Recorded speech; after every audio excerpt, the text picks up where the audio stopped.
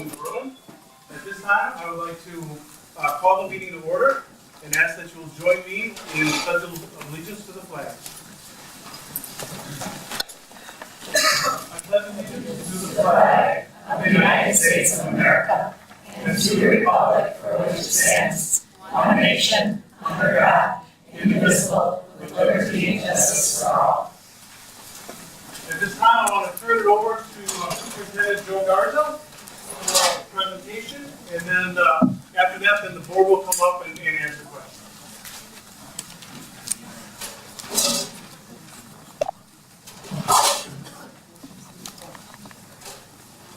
Payment plans.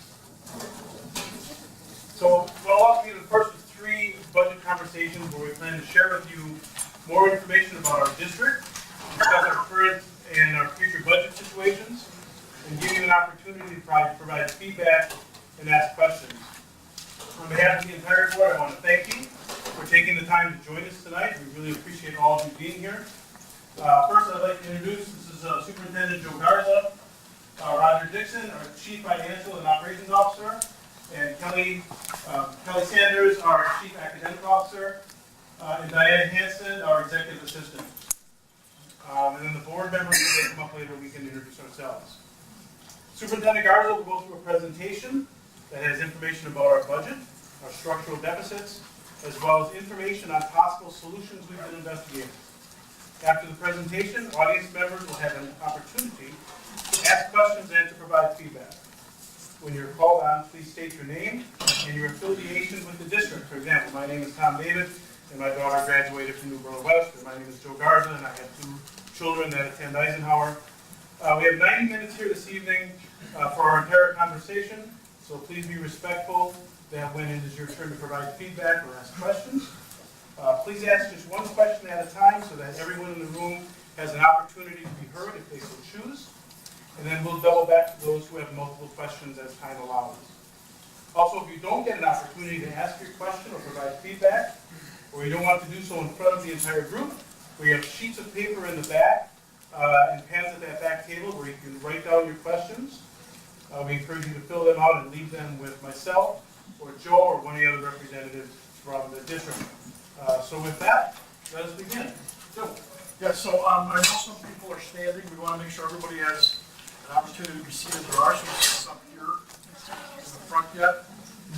So feel free to come on up. We'll take a second to make sure everybody has a seat. Mike, you okay back there? All right.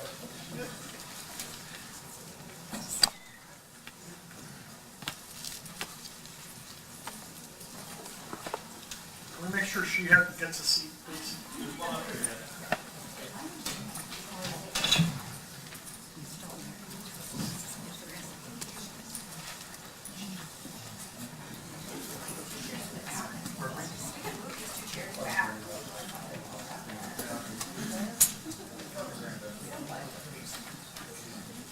There are some seats up front if you'd like to have a seat.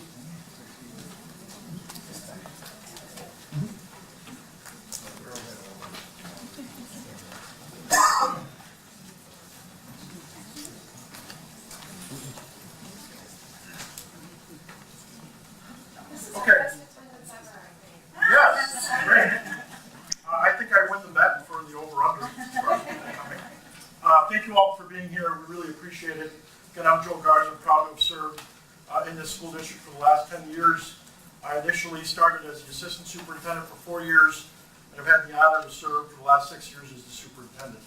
As Tom mentioned, not only am I the superintendent of the district, I also had kids that attended Elmwood, and both of them now are at Eisenhower as an 8th grader and 9th grader. And my wife volunteered a lot of her time at Elmwood and no longer volunteers. So now she's back into the workforce, so that's good for us.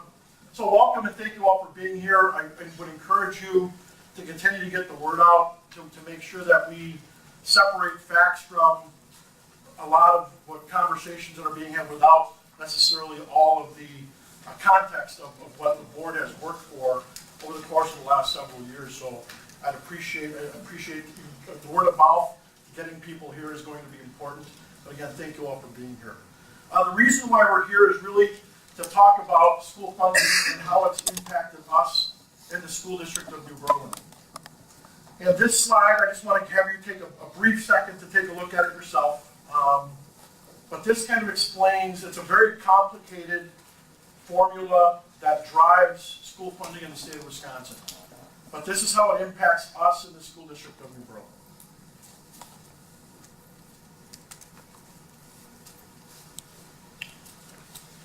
While I share with you the bottom there, it talks about property-rich districts. So yes, we've got a lot of property-rich residential areas, but the reason why us and like Elmbrook, for example, are considered property-rich, there are other school districts up north that have like our lake access, or you've got Door County that allows them to be property-rich. For us, it's because of our industrial parks. Those properties are worth a lot of money. And so it puts us in that notion of us being a property-rich school district. In the previous district I was in central Wisconsin, it was actually the complete opposite. It was rural farmland, and the majority of the dollars came from the state as opposed to from local property taxes. And so really it's driven by strictly this here. But again, this shows a breakdown of how it works, but this is the best way for us to simplify it. Certainly, if you want more information, we'd be happy to get it to you, but know that it's not a very simple thing to explain away. We do want to clarify a few things, that school funding is controlled by state regulations and state statutes. School boards, for example, cannot just simply raise the taxes above the state-imposed revenue limit rules that we have. So some commentary that we received, because we have provided a similar presentation to our teachers and our staff about a month back. And one of the frequently asked questions, well, why doesn't the board just ask or just get more money? Just raise that revenue limit. Well, we can't. We can't arbitrarily do that without asking the taxpayers for that on a referendum vote. So that's how it works. It's not, the board just can't simply do that on their own in doing it that way. The other key point that I want to make is that the increases that we've received in revenue limits over the course of the last several years have not kept up with the pace of inflation. And so essentially what that means, and I'll get into this a little bit later, but for example, at home, let's just say your electricity goes up 5 to 10%, but your income isn't going up at that same rate. So for example, for us, our income has gone up about 2 to 3%, and our additional costs have gone up much higher than that. And so that's what kind of brings in this predicament of state funding and how it impacts us, what we would consider negatively. And then essentially costs continue to increase at a rate of inflation or greater. So as I did before, take a look at this and absorb it for a second before I explain.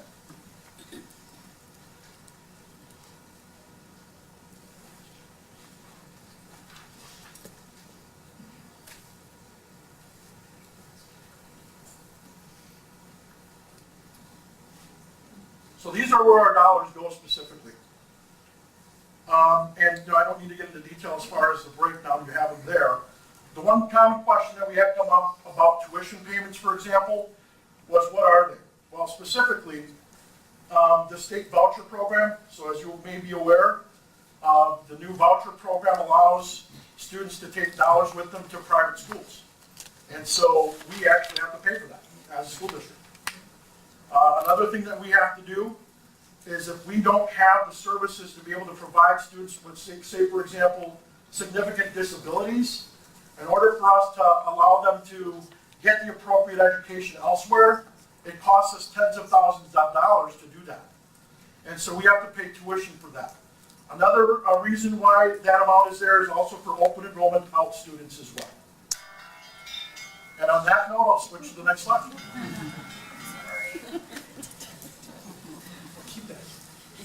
This kind of breaks down this a little bit further, so we're kind of digging the next level deeper as it relates to how we spend our money as it relates to our staff. And I do want to point out a few things, and again, I'm just going to go right down the list along the right side. So in the last 6 years, the board has tasked us to reduce administration. We've reduced administration so far, mainly in central office, by 5 FTE over the course of the last several years, and an additional FTE next year as well. What that has meant is that our costs associated with administration in the school district are $350,000 less today than they were 6 years ago. For buildings and grounds, it's quite similar as far as a reduction in salaries and benefits. A lot of that had to deal with the restructuring that we had with our building and grounds staff. We decided to privatize that work. And unfortunately, while we recognize that the level of service isn't where we need it to be or want it to be, you get what you pay for. And so, nonetheless, it's cheaper services, but I got to tell you, the level of service isn't as great as it used to be. But again, some of the reasons why we did this was to mitigate the impact on the classroom. And so that's why you'll notice at least these trends related to administration, building, and grounds. The next one's kind of the eye-opener. Special education aids have increased $1 million in the last 7 years. $1 million. What is the reason for that? We've got a need. We right now have a significant need. So while our population of students has, as far as special education students, has maintained relatively steady, the quality or the level of need that those kids have coming into us are much higher now than ever before. Whether it's students that are socially, emotionally have issues and cause major disruptions, or if it's students on the autism spectrum. I mean, when I was teaching, several years ago, decades ago, I recall maybe one student in our school that was identified as having autism. Now that level has probably quintupled or more. And again, those are some of the reasons why we need this additional support with special education assistance. Our licensed educators. Now this includes, when we say this includes teachers, it includes our librarians, it includes our therapists, it includes our counselors. We've actually increased that amount over the course of about $1 million in the last 7 years. And again, what the board has chosen to do is put money into the classrooms and into student programs. Other staff, we've seen a slight increase of $362,000. So while yes, you might have gotten a reduction in administrators, that work didn't go away, but it's being done by workers at a different level that are not administrative level pay. And then our student learning assistants have remained relatively flat.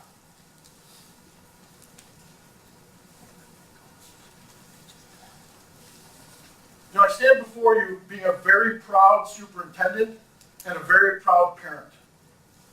The things that we are accomplishing in this school district are absolutely incredible.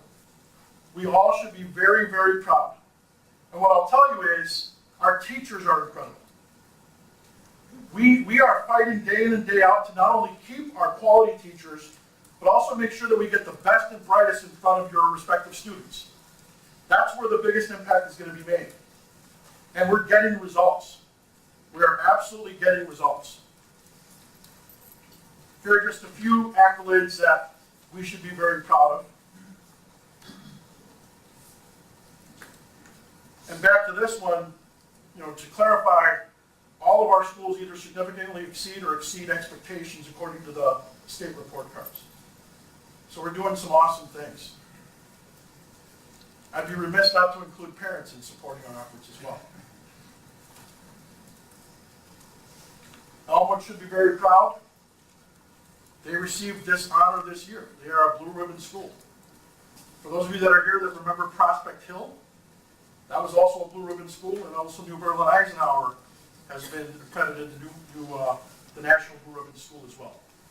We're very proud of this. As mentioned before, this board has chosen to put money into the classrooms.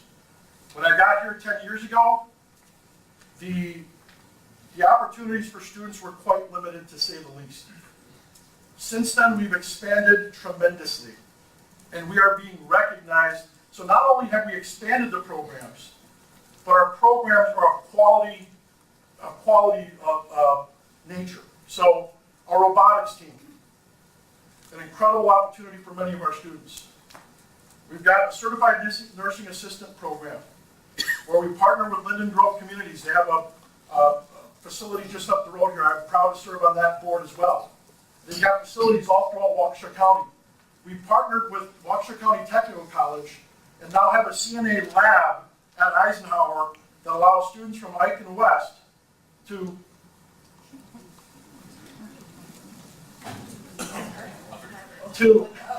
all right, I'm still here. So it allows opportunities for kids to get their certified nursing license before they even graduate. And they actually get hired at Linden Grove, which is great because they've got a shortage of CNAs. So it's an incredible opportunity. We're pumping out 50 licensed CNAs a year. But again, these are just some of the programs. We're actually building a house with Tim O'Brien Homes, which is that new subdivision across the street from Elmwood. We've got kids that are helping them build a house there.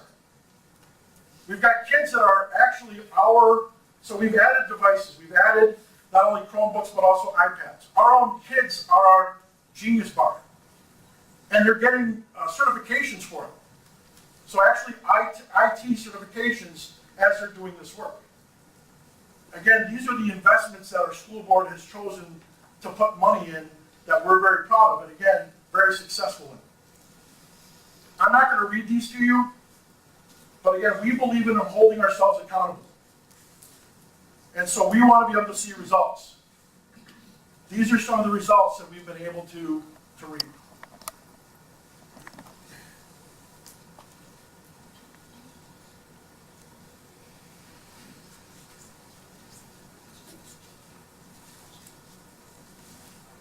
Is everybody that's standing is everybody okay, or do you need a chair? Because there are some up here on the left, and I just want to make sure that those that are standing that need a chair, make sure they have one. All right, thanks. So, this ain't your old school district. Our kids need to be challenged in this school district. And we are proud to be able to meet them at that challenge. So those of you that are employers know that you need to kind of reach out into the schools now, not only at the college and technical college level now, yet these employers are digging into the high schools now. And so this is what's happened in our school district over the course of the last 3 years. We've needed to make this adjustment. What I will tell you is, we have to pay for these credits. So while it's a great problem to have, the school district still has to provide and pay the tuition for these credits. But again, we wouldn't have it any other way. This is what our kids need. If they're able to take college level courses, why wouldn't we offer it to them? And they're showing that they can be successful. I mentioned our staff. I mean, I couldn't mention enough about our staff. In fact, I see a lot of Orchard Lane staff here. Hello, everybody. These people are being recognized at the state level. And we're not just talking like a regional CISA or a county. We're talking at the state level. We've got great people. We're very proud of them. And it runs the gamut. These are just a few things from the last few years beyond the classroom that we're proud of.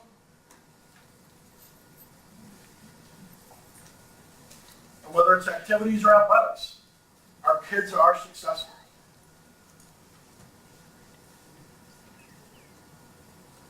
This is a cool story. Yay.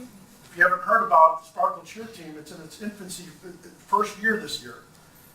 A group of regular education girls that were on the cheer team heard about an opportunity where they could have a combined team with students with disabilities to be on their team. They now will be the U.S. representative at the International Cheer Union World Championships next month.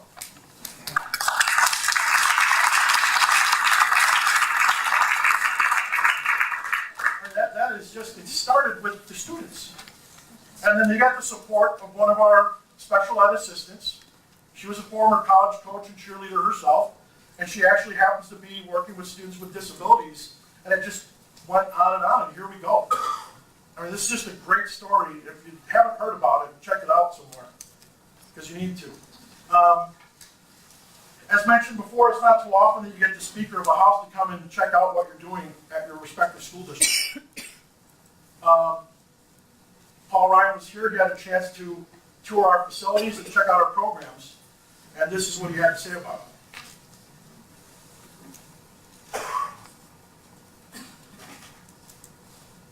What you're doing here is exactly what we're hoping to see done all over the place. That's a short snippet. He had a lot more to say. Trust me. But we want to keep it short and sweet.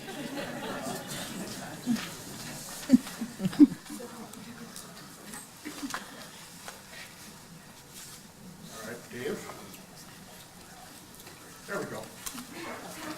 The state superintendent. He's now visited us every year for the last 2-3 years.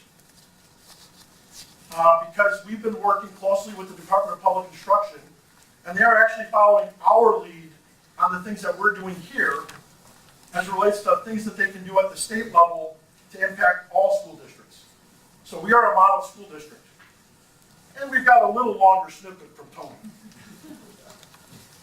Students in New Berlin got a visit from State Superintendent Tony Evers today. Evers made the visit as part of Career and Technology Education Month. He spent time listening to students about how their education is helping them set goals for their life after high school. A great school district that has made itself even better by the interactions they have with the business community, the technical college, and UWM. That kind of collaboration just creates so many opportunities for kids. Evers is just one of the 18 Democrats running for governor. So again, you're not just hearing it, I'm not just paying you lip service because I happen to work here. I mean, we're getting this from people across the state, across the nation. I believe it was Oklahoma State Department of their education department reached out to us to find out what we're doing for college and career readiness here, because they want to model their state efforts after what we're doing. And so again, I just couldn't be more proud of the efforts that we're making. So to kind of sum up this part of it though, and before we kind of get into some of the fun stuff, we've strategically tried shielding the classrooms, because that's where the money should be. And we believe in that. And we're getting the results, right? And at the same time, unfortunately, we've got dollars and cents that aren't adding up to us trying to maintain the level of excellence that many of you have come to expect. I expect it. So it's just a matter of what now. This is our current situation. Again, this is a slide review of where we get our money from. But this is the kicker. Essentially, with the amount of money we get from the state, we cannot keep up anymore, like we have been able to at least the last 6 years. You just can't. And I do want to clarify, structural deficits are not unique to the school district of New Berlin. They're all over the place. In fact, right now, as I understood it, Waukesha's got a pretty significant structural deficit. I hate to even mention the large school district over on the east side of us, MPS, is experiencing a major deficit. But all I'm trying to clarify is that it's not unique to the school district. This has been our history. We've been able to manage structural deficits for years. I see Mark right here, former board member. How long ago were you on the board? 12 years ago? I started about 15 and we've been off for 5 maybe. So structural deficits, is this a new thing? No, well before Act 11. And so we took advantage of those tools. It wasn't fun, I'll tell you that. It was not fun. It was my first year as a superintendent that I had to say, hey folks, hi, I'm the new superintendent, and by the way, We've got to make adjustments to healthcare. That was not fun, but we had to. The shared retirement benefit was not fun, but we had to. Another fun experience I had in one of my first years was we were in the predicament of what do we do with a school that's falling apart, yet we have room elsewhere. I'll tell you what, that was not fun, having to close a neighborhood school, Glen Park Elementary, but it was something that had to be done. And then we ended up selling that property as well. We've also sold other district properties. And right now, just to clarify, people still think that we own the old Prospect Hill, which is out on, is it Racine and National? The school district of New Berlin does not own that property, just to clarify. We sold that A decade or more ago. a while ago. The other question is Hickory Grove, which is where Park and Rec hosts some of their things, which is Cleveland and I've only been here 10 years, okay? The school district has an agreement with the city, and this happened maybe 20, 30 years ago, that they leased that building to the city of New Berlin for $1. Again, right now, based on the agreement, we have no skin in that facility. So just to clarify that. We've refinanced debt, so how many of you refinanced your home over the course of the last 3 to 5 years? I know I did. Interest rates were incredible. A lot better than they were when I first bought my house. So that's what we did here too. We refinanced our debt. Energy savings initiatives. So imagine having, you're living in a 60-year-old home and your HVAC system is 60 years old. While it hasn't broken yet, you think it's a good idea to just wait for that sucker to break when you have over 1,000 kids in that building? And then when it breaks, say in the middle of winter, the disruption that would cause, probably not a good thing. And so we've had to essentially invest in energy saving opportunities. We paid off some of the Wisconsin retirement system debt that we had. As mentioned before, we've reduced administration in central office, and then also teaching staff. We basically have less kids, so you need less teachers. We restructured our custodial and library services, and then we actually partnered with the city of New Berlin. So we've got our own actual fiber optic network with the city of New Berlin. It saved us hundreds of thousands of dollars by doing so, which has been great. So what exacerbates the structural deficit in the school district of New Berlin? Again, this isn't unique. I know some of you are taking pictures. We're going to have this on our website after this, so we'll be sure to get that out there. Yeah. In a traditional school district, in a typical school district, I shouldn't say traditional, I should say in a typical school district, if you're building an elementary school, or you're adding on a multi-million-dollar renovation to one of your high schools and middle schools, you typically go out and ask the taxpayers for those dollars. In this case, again, this happened. Art? I invented this financing mechanism, so don't beat me up too bad. Well, I'm not going to beat you up to that. Actually, I mean, it was a good idea at the time. We There were reasons had a different structural environment where we had different revenue caps and salary cap things that had that interact. And that's the one thing that I want to clarify is that when you look back now, it was a very good idea at the time. There were reasons for it. You know, the next one that I'll talk about is not levying to the max for several years. When we had the major recession not too long ago, we knew people's pocketbooks were being impacted significantly. Some people were out of jobs. Some of our board members were not employed because of how bad the recession was. The economic environment in the state of Wisconsin was not good. And so the board at that time felt like they needed to provide property tax relief. We've had declining enrollment. The other thing that I'll clarify is we're not gonna have all your answers here. We'll certainly get back to you if you just leave us your name and contact info. And then we'll, depending on how often the questions come up, we are gonna pull together an FAQ based on all the conversations at each of the 3 places so that we can post that to the website too. So, but again, Kathy, it does roll off in 2025. I think, the board heard your concern about consolidating schools, and again, those are some of the things that I've also shared with them too, that could be a concern also. Let me interrupt you on that one, because I know that you had an individual independent contractor come a number of years ago, and look at all the schools. They said, no, do not combine the high schools into one. Yes, you can close down Glen Park, but the existing schools that were left, we needed to be able to continue onwards. The land that are on, most of the elementary schools that the land is on, doesn't have any room for growth unless you start condemning a farmer's land. Right.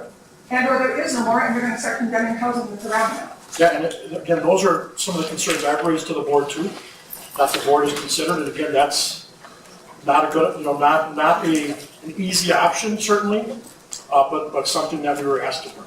So, but if I didn't totally answer your questions there, just obviously email me and we'll get back to you.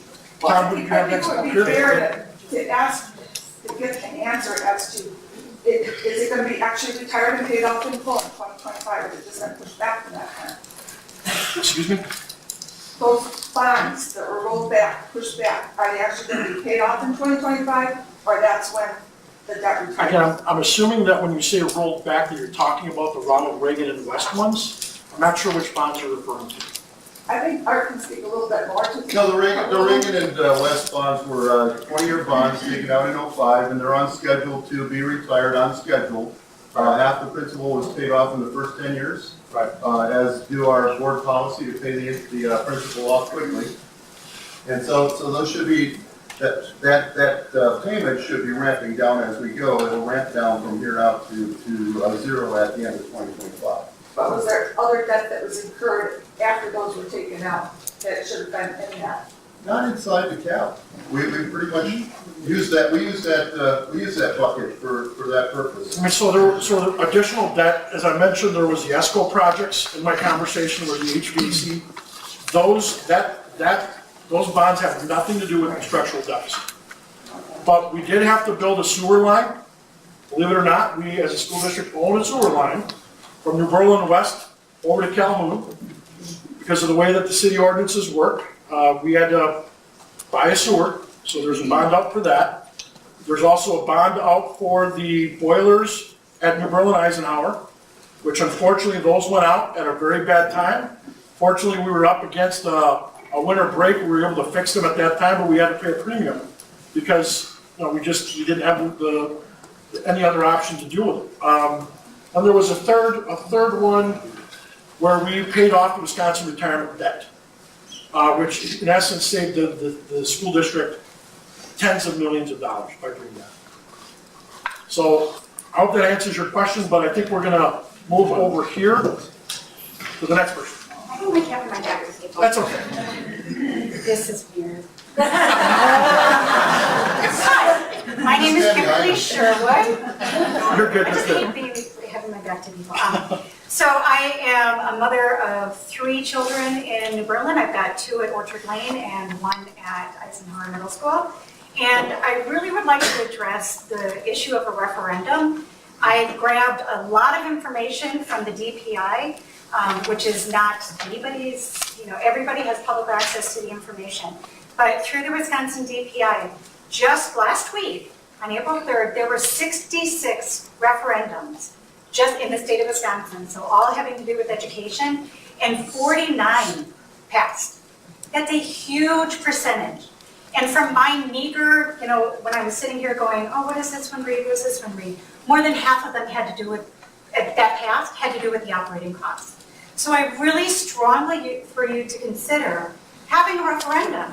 And I know that there was a survey that was done, I don't know how long ago, I'm sorry, I wish I had hours to put together all of these analytics to say, this is when the survey was done. And I know that taxpayers at that point said, we don't want a referendum. But you know what?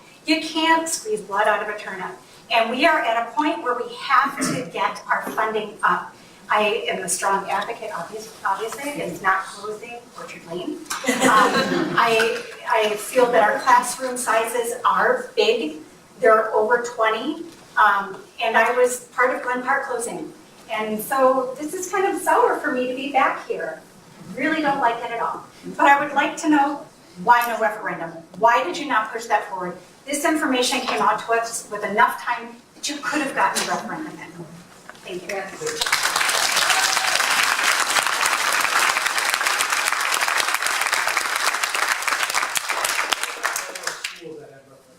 The number, 49 out of 60. 49 passed out of 66 referendums. I didn't take a total number of.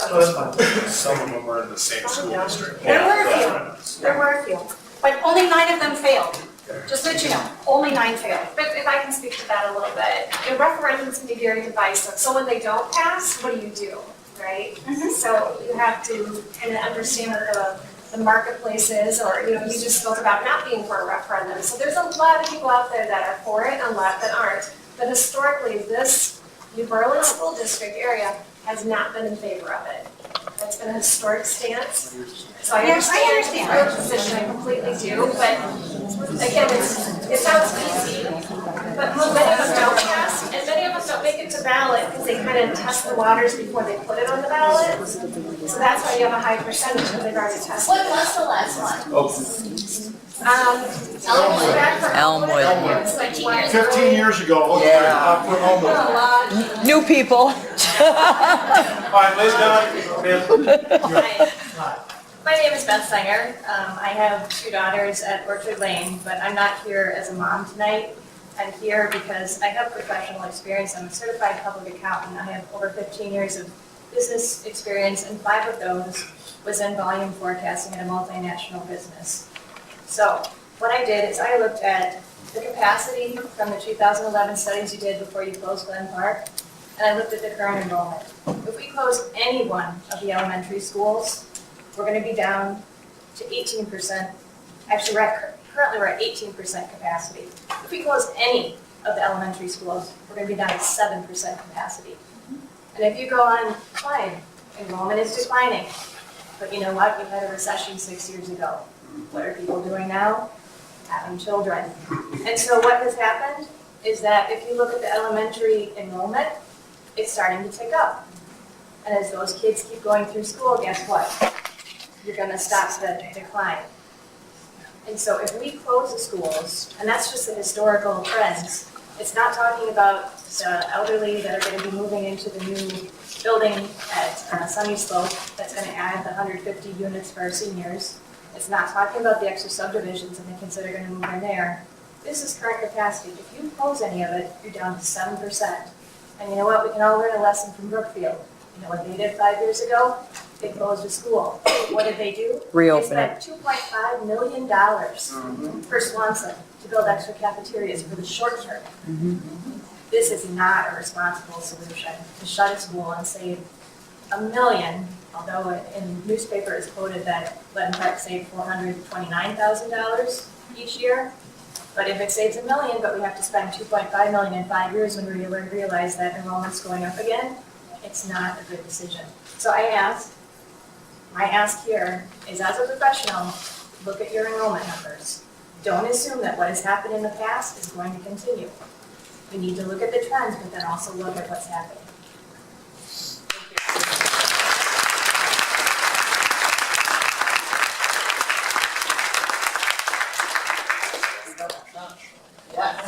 Gotta be fast. My name is Erin Shaughnessy, and I have a 4th grader in Orchard Lane and a 7th grader at West. I'm also a proud public educator for a neighboring district who, in the last 10 years, has passed 3 referendums, and it's a low-income district. Passed 3 in a decade. So, I just think community support can be there if you allow people the opportunity. Additionally, closing an elementary school, when Superintendent Garza said to us that one of the challenges that we face is increasing needs for our special education students. And if we close the school and increase class size, well, we already have challenging environments for our special needs students in our current schools. So we increase the enrollment, increase the bodies in an elementary school with additional special needs students. That is not keeping our students' best interests in mind. It is not. So I ask you to consider not closing any school, particularly our beloved Orchard Lane.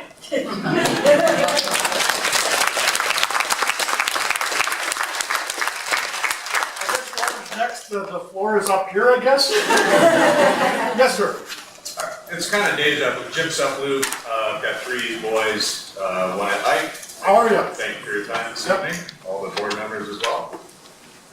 One at Ike, 7th grade, they're at Orchard Lane, 4th grade, and my youngest is a special needs student in 9th grade.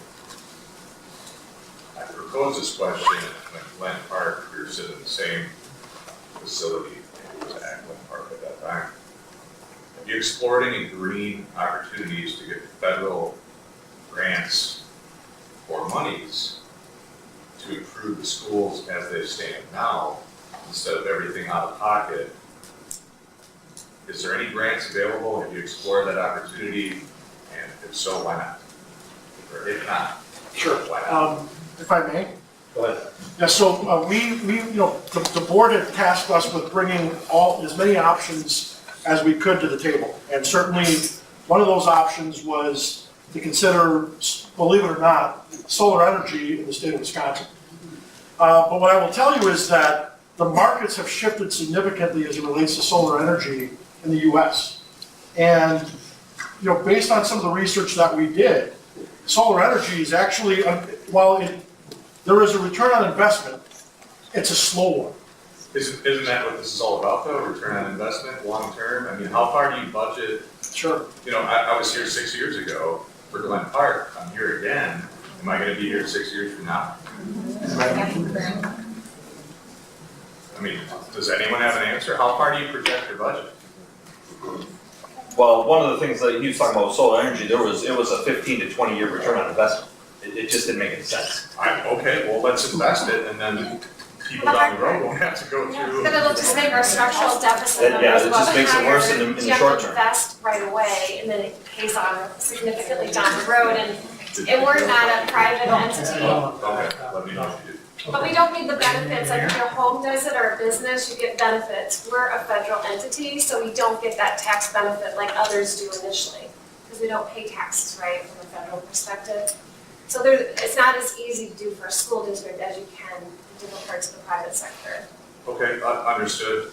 But with Glen Park, I know that opportunity was at least said to be explored, so it has that For federal funding of exploration sorts, of grants. Well, what I can say is, and again, if you go back to what we call ESCO projects, we did all of the HVAC infrastructure, or we have, and at least West is coming up this summer, across the district.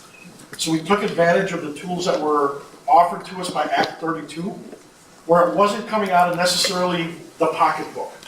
And so by doing all of those changes, we really don't have a need at this point beyond, basically narrowing down to like solar for those smaller percentages. And so, I think we took advantage of the tools that we had. It may not have been through those grants that you're referring to, but it was through the Act 32 ESCO opportunities that we had. Correct me if I'm wrong, but didn't you get a grant to put in new lighting about 6-7 years ago through the older schools? To replace? Yes. So there is one of the grants. I That was guess prior to, Act 32 came around in 2011, I'm sorry. Yeah. And so that's when we started taking advantage of the HVAC work. I'm not sure, I don't recall what year Glen Park was closed, but I think it might have been right around that same time, actually. I guess my biggest question is, how do we prevent ourselves from not being here 6 years from now? In the same situation with talking about consolidating, one high school, Eisenhower's gonna be the middle school, West will be the high school. By that time, West will need repairs and updates. The infrastructure there will be, on the downside. So I guess, investing now, referendum, whatever it might be, I think that there's people in the community that are willing to support the cause to financially benefit the projections going forward, but the projections going forward need to be more than 2 years, or it's 3 years. It needs to be longer term than it has been. That's basically what my opinion is, and I hope that would certainly come to pass. Right, thank you. Art, you be next, 1 second. But I will, no, Artie, come on. Oh, no, sit down. No, wait, no. Nice. It's all right. What I can say, sir, is when it comes to like looking forward, especially with our facilities plans, we have a lot of our facilities plans that go out 20, 30 years to say when do roofs need to be repaired, when do parking lots need to be repaired. All the major infrastructure of the school district, we do have a very long-term plan for that. So we understand when we're gonna need to spend. And that's budgeted for? No, because of those deficits, and we So why the noted that those were Is taken out. that? Right, so some of that was taken out of the budget. So there's some short-term, there is short-term repairs, and then there are long-term, larger events. A roof, yes. So we've been cutting back, and that's the caveat, is so when we cut back on maintenance, we're gonna have like we did many years ago when I came on the board, is that the previous boards, the previous boards had kind of deferred maintenance to the point where when I came on the board, we had boilers going out, we had a parking lot where water was running into the school. We had so many maintenance items, we had to spend money to fix these things. All right, but almost all of that is now fixed, and now we have this projection going forward of the major items that need to be repaired in the next 20 and 30 years. So basically, we are suffering for previous planning from the previous board. You also have to take into consideration the economic times that board was in. Right. Those were the right decisions at that time. According to that. Right. But if you look at, like, I mean, we'll just speak to that really quickly, but if you look at Ronald Reagan, we took 2 schools and merged them into a single one, and there was a $600,000 savings, annual savings. So those savings then get accrued to other things. You know, as you have more money, then you spend it on different. But there was a savings attached to that paid for itself, if you will. The money has just been deferred elsewhere. So I'd like to just do a quick history lesson because I got into all of this back when West needed about $23 million worth of repairs with the original estimate just to make it safe. Outside of the scope of We just have questions. Yeah, this is outside. Just a question, I please. think we just have questions. Give me 90 seconds, okay? Okay, so when I got involved in this, we had 11 schools running on 9 different campuses.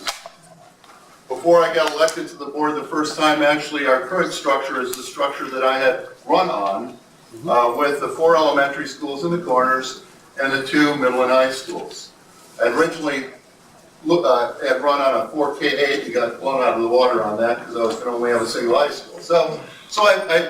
So the structure we have right now, I think, is the right structure for New Berlin and for its long-term student averages, because that number is going to come down a little from this last recession. It's going to come back up into that 4,600 to 4,800 student range, and it's going to sit there forever. It just is. Okay? So we need to figure out, when we put the Reagan and West into the funding mechanism that we used, it was a totally different environment funding-wise, and so we had revenue caps, we had QEOs, and we had, what was the third leg of the three-legged stool? 66%. You saw up here, we're down to 81% that we have to pay ourselves. When I got started in this district, it was 87% of every dollar came out of the pockets of local taxpayers. The other piece of that referendum thing is, you're talking about referendums in districts where that number is split, and 80% of the debt service on that referendum is being paid by the rest of us in the state, and not by the residents there. So just keep that in mind, you know, but when we put that in there, we actually always had assumed that at some point, before those bonds were going to come out, that we would have taken them to a referendum. In fact, you know, it had even had a conversation a couple of years ago when the refi rates would have been less than 2. And we were looking at, you know, I was making those recommendations, the district was looking into whether or not it was feasible to do with the bonds. I think they weren't callable at that time. But, so there was always an intent that at some point in time, there was probably going to have to be a referendum to at least move some of that debt out of the revenue cap and into referendum debt. And so that's another mechanism that could be used instead of doing an operating referendum, would be to actually refi that debt into referendum debt with the same expiration dates. Come on up. Way up there? No, well, Rector's just on next. Hi. Oh, am I blocking your view? Yeah. All right, Ann Szeflinksi, parent at Elmwood. Love New Berlin, thank you for your time, and thanks for the open forum. For all of us, obviously lots of impassioned people here, very interested in the future of our district. Are you waving at me or no? Okay. We'll have you come up next, and then Dimitri will be right after that. Sorry, go ahead. Yeah, I'm not as interested, I've been hearing all of the history. I'm not as interested as the history of where we've been as to how we're gonna get out of this, and let's look forward, right? So we trust that the board will carefully consider pros and cons of all the options. We trust the board to do this. Thank you. All the options, pros and cons of all the options, and combinations of options before deciding on a single option as drastic and painful to a community as closing the second highest performing elementary school here. Yes, thank you.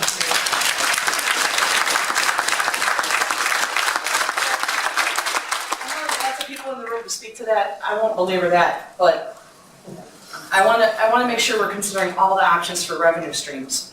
And so one of my immediate questions was, what's become of the new foundation and when can we get that off the ground? And I guess I'm looking at you, I don't know if I should, but the new foundation, because that could mean a large revenue stream if our neighboring districts are any indication of that. Can we get that up and running quickly and off the ground quickly and other sponsorships? And then I have just a follow-up on that. So yes, we are, the board commissioned a group, McDonald Schaefer, to basically do an assessment of where we are as it relates to our efforts. They literally just completed that report this week, and so we'll be sharing that report with the board.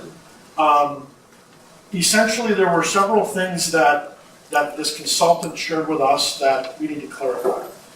And again, board, I apologize that it's going to be shared out, but based on the question, I figured it might as well. First of all, if you think that you're going to fundraise your way out of this deficit, it's not going to happen. That's the first thing that they mentioned, that basically a foundation should not be to maintain, but it actually should be for innovation. And that's typically what happens in public entities, because first of all, having a foundation or a fundraising arm for a public entity is also not, like people already feel like they're paying their fair share in taxes. Why should they be raising money for things that people expect to just already be happening in the classrooms? Again, you shouldn't have to fundraise your way to close these gaps, and I'll be quite honest with you, these gaps that we're talking about, even if we tripled the amount of money that we're bringing in, we're nowhere near closing the deficits that we're talking about. So I just want to clarify that. The second thing that they mentioned is that we right now in-house do not have the capacity to lead these efforts.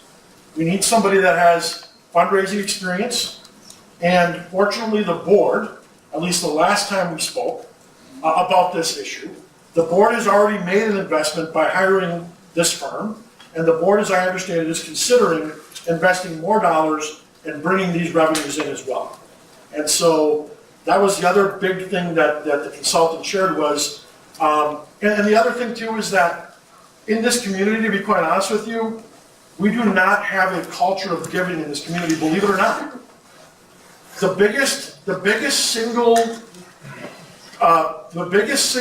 fundraising effort in at least a decade was the Malone Park thing that the Junior Women's Club put together, and that was a $500,000 venture with pretty much about $200,000 to $250,000 of seed money from the Junior Women's Club.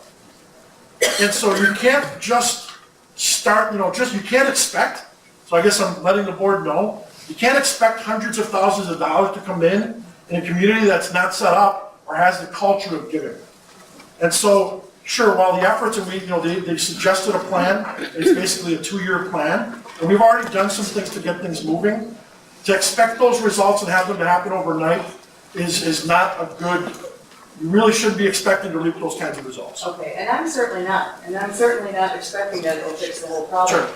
And most of these solutions are gonna be long-term, it wasn't overnight that we got into the problem, it's not gonna be overnight we're gonna fix it, I suppose, but, all right, so my last point was just, you talked about surplus property, you looked at surplus property, you mentioned Hickory Grove, and I think it's kind of crazy, but there might be some innovative solutions if we partner with the city, because it seems to me that, I think we can all agree that that's prime real estate on that corner, and it's underused and broken down building. There's other places that the park and rec programs can be held in the city, and I think the city shares your great pride and interest in the longevity of this district. I think the city has some skin in the game. You say you've got no skin in that facility, I think the city has skin in your facilities and in your district and the future success of that district. So I would like to think that the city can partner with the school district to support the school district in that manner and probably do something with that property. That's a great point. I wouldn't disagree with you. I did revisit this about a year ago, and unfortunately, a school board, maybe, I said 30 years ago, got into an agreement, but not to say that we can't have conversation with city officials so that maybe there is something that we Can't blame can the do. guy for asking. Understood. I think that's a great idea. Well, thank you. Thank you for taking that question. Who was that? The woman from UWM, who was that? Remember? She's like an academic. Yeah. So we had you up here, right? Next, and then Dimitri, and then you, and then you. How about that? Sarah Zizzo. I have a daughter in 3rd grade at Orchard Lane, a son in 1st grade, and a son going into kindergarten next year. So I'm going to read something I wrote up because I don't do very well speaking off the top of my head. In John Hattie's Visible Learning, it's a world-renowned meta-study involving hundreds of millions of students and work that I'm sure teachers and administrators have read. The 5th worst outcome for learning is moving between schools out of 252 items that affect schools and learning. This significantly impacts our learning of our kids. Students moving between schools has a greater negative impact than suspension, expelling students, retention or holding back students, and corporal punishment in the home environment. The only further negative impact on students' learning is depression, boredom, deafness, and ADHD. Not only will Orchard Lane students be subject to moving schools, but if the proposed boundary changes impact more than Orchard Lane students, we're subjecting significant number of students to this distress. I thought our students were at the heart of what we're doing, so my question is, do you feel this will increase the special education services and behavioral concerns in our district, and how is the district prepared to handle the issues that arise from such? Good question. I'll just speak for myself, and I have been a member of this board for just under a year. Oh, I'm sorry. So I've been on the board for just a year. I'm an Orchard Lane mom, in the interest of full disclosure. And I sat down with a friend of mine who is an educator in another district last week. And what he said to me was, when you move kids, you lose learning. And that's exactly what you're saying. And I think that if I am not, as I sit here, with all the research that I've read, and I've read some of what you've talked about, Sarah, and with what I've looked at and the way that I think that closing Orchard Lane would impact our community, not just my kids, not just my friends, but our community, I think we would lose learning for those kids. And I think that's not why that is simply why we should not do it. Now, that being said, we have to look for other places because we have a budget situation. But I think that should be a last resort. If we have to do it because that's the only choice we have, then pray to God and hope that things go better. But I think that we have not, in my view, investigated every other alternative. That, in my view, is a nuclear option. And I don't believe that it's appropriate. So I don't know if that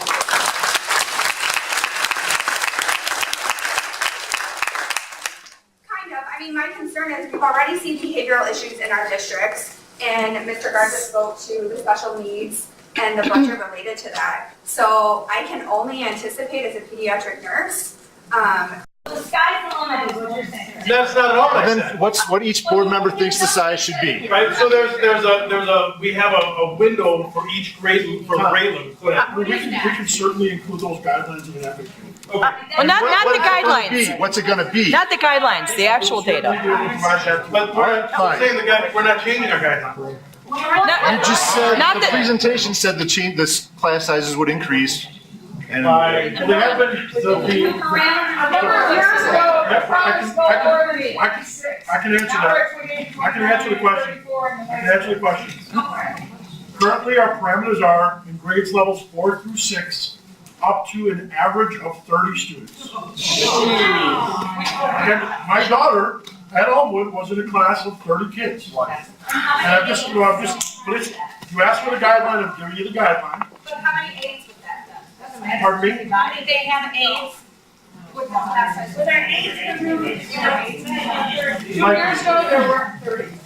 It depends on the classroom. You know what I think would be more helpful, not just the guidelines, but I think all the taxpayers and the district families would like to see the data on how the Orchard Lane students could be accommodated throughout the district. What would it do to all of our schools?